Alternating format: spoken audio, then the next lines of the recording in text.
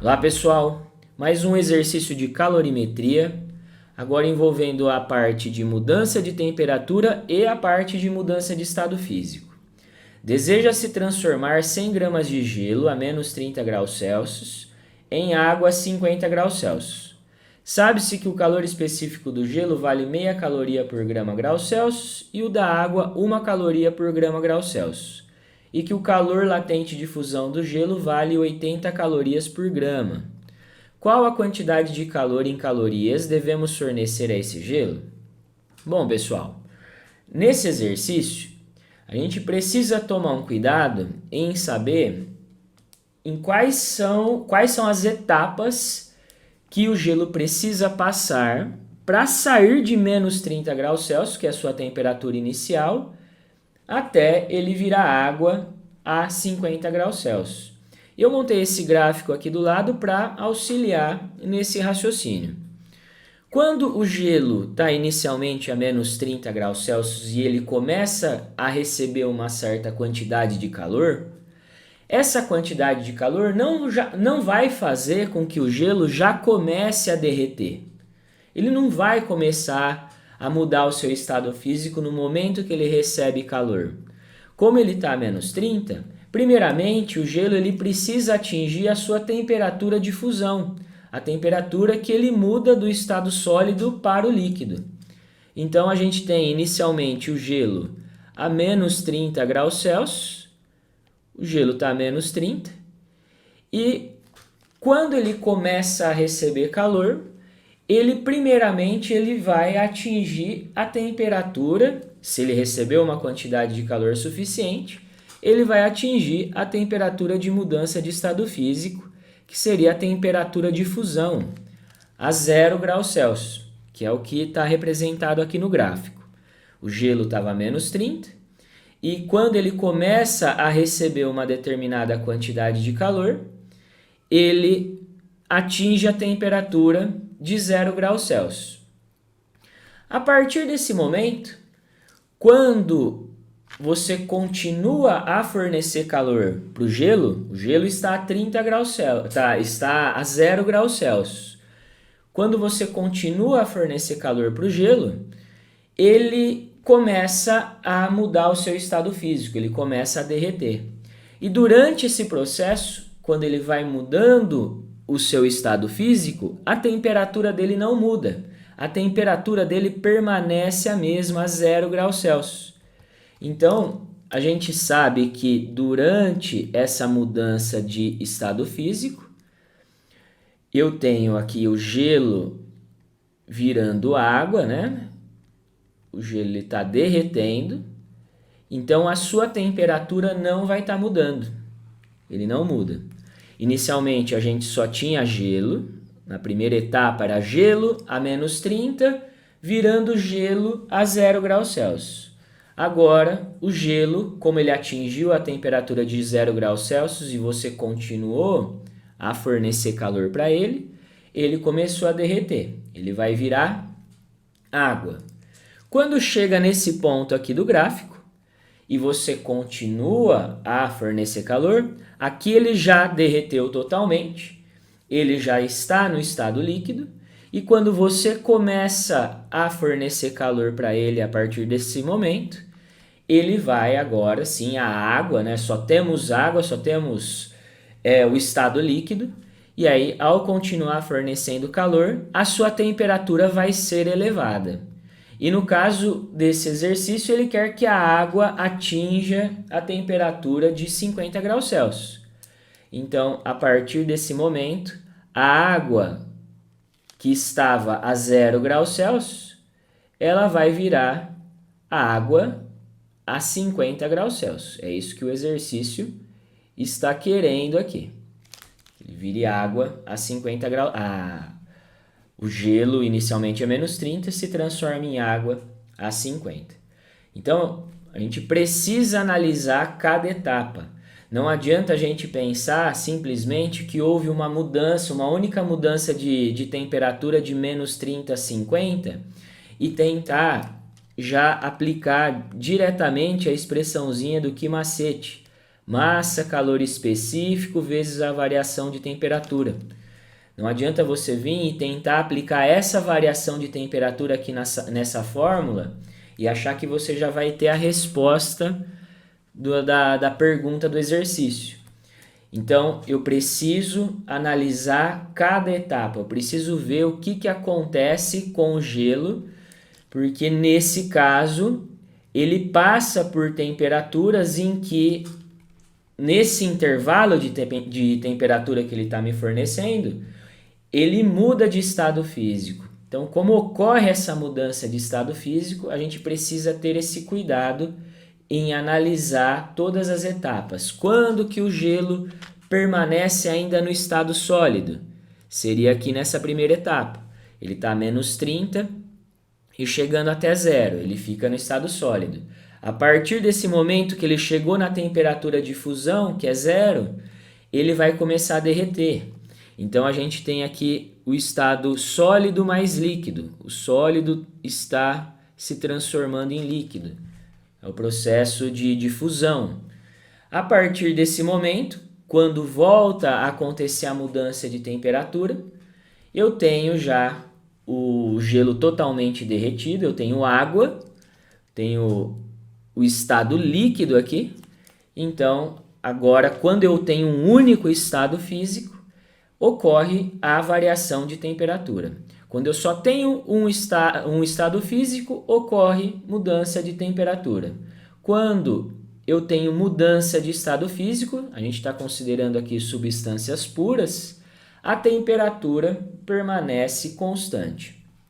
Então, para responder a pergunta dessa questão, qual a quantidade de calor que a gente deve fornecer ao gelo, a gente precisa pensar na quantidade de calor envolvida em cada etapa dessa daqui. Então, vai haver uma certa quantidade de calor nessa primeira etapa, vai haver uma outra quantidade de calor nessa segunda etapa, em que ele derrete, e vai haver uma outra quantidade de calor necessária para essa terceira etapa, quando a água sai de 0 graus Celsius e atinge a temperatura de 50.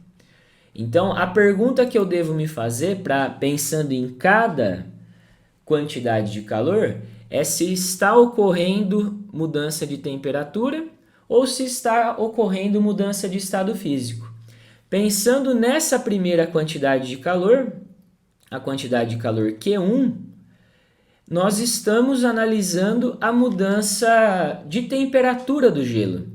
Então, sempre que eu percebo isso, que está ocorrendo mudança de temperatura, eu posso utilizar a expressão do Quimacete. Eu uso a formulinha aqui do Quimacete. O que eu tenho que tomar cuidado? É qual estado físico que eu estou trabalhando, em que estado a substância está. Então, eu tenho gelo aqui no caso, e esse calor específico tem que ser o calor específico do gelo. Então, é ele que eu vou substituir. A massa é 100 gramas, a massa o exercício forneceu para a gente, a massa do gelo é 100 gramas, o calor específico do gelo é meio, e aqui eu tenho a variação de temperatura, temperatura final, que é 0, menos a temperatura inicial, que é menos 30. Tenho que tomar cuidado aqui com os sinais. Então, temperatura final menos inicial. A nossa quantidade de calor Q1 vai corresponder a 100 vezes meio vai dar 50, vai ficar 50 vezes 30, que vai dar 1.500 calorias. Então, para o gelo sair de menos 30 graus Celsius e virar gelo a 0 graus Celsius, foi necessário fornecer para ele uma quantidade de calor de 1.500 calorias. Essa é a primeira parte. Segunda etapa, gelo virando água. Então, não está ocorrendo mudança de temperatura, ocorre uma mudança de estado físico. Então, essa segunda quantidade de calor que a gente vai calcular como ela está associada a essa mudança de estado, seria a expressãozinha do Q mole, que é igual a massa vezes o calor latente. Não ocorre mudança de temperatura. A massa continua sendo 100 gramas, não há perdas de massa durante esse processo de mudança de estado físico. A massa é 100 gramas. E esse calor latente, que é o L, é o calor latente da mudança de estado físico que está ocorrendo. Então, está ocorrendo o processo de fusão, a mudança do sólido para o líquido. Então, é o calor latente de fusão que a gente precisa substituir aqui. Então, eu vou colocar 80. Vai ficar 100 vezes 80, 8.000 calorias. São necessárias 8.000 calorias para que o gelo, 100 gramas de gelo, consiga derreter. Então, segunda etapa aqui. E terceira e última etapa, o gelo derreteu, virou água e agora está ocorrendo mudança de temperatura. E se ocorre mudança de temperatura, eu volto a pensar na expressão do Q macete. Massa, calor específico, vezes variação de temperatura. Não está ocorrendo mudança de estado físico aqui, somente temperatura. Então, por isso que eu estou usando o Q macete.